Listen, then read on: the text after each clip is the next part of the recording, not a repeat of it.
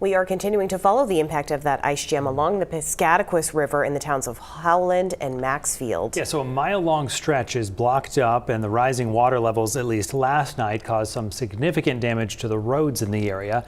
News 13's Ryan Bell is in Maxfield tonight and shows us how that town is working to recover today. Hi, Ryan.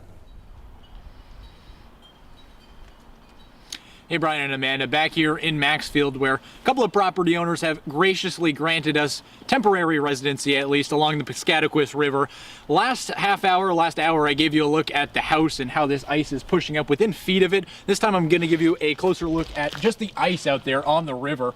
This doesn't look like a river right now. You can see the ice just chunks going up as high as probably maybe not quite 5 feet. I was going to say 5 feet, probably not 5 feet, but I would say 4 feet. The chunks of ice just pushing straight up through the river. And the water, like you said, it's a mile-long stretch. So we drove all the way up to one end where you can see the water flowing, and then it just stops. And then on the other end, closer to Howland, it opens up again. But earlier today, we took a long drive down North Howland Road, which is the road right along the river here. And the damage is pretty evident. After knocking on a few doors in the area, we know that at least 3 people evacuated their homes last night. Officials with Central Maine Highlands Fire and EMS say the ice rose about 4 feet starting yesterday morning. By last night, it had come down 8 inches, and today it's down a couple more inches for a total of 10.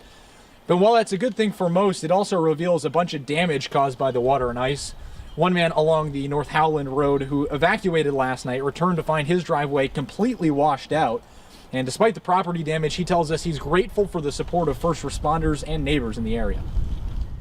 That's what these small towns are based on. I mean, if you know everybody and everybody knows everybody, then it works out good when something bad happens, because people pull together and they show up and they're there for each other to help out and get things going again. Now, we are just off of Pine Lane now, which is off of that North Howland Road where the damage we showed you earlier was. There is an impassable stretch. We couldn't even get our car in here. We had to hike maybe a quarter mile to get to this property. The woman that actually owns this house was using her tractor to fill in that road, so maybe we'll be able to drive a little bit closer at some point. But the fire and EMS officials do tell us that North Howland Road is back open, although they do say you should use caution if you're going to drive along it, and just make sure there's no impassable areas as you're driving through. Brian and Amanda. Ryan Bell putting the legwork tonight to show us those images. Our thanks to you, Ryan.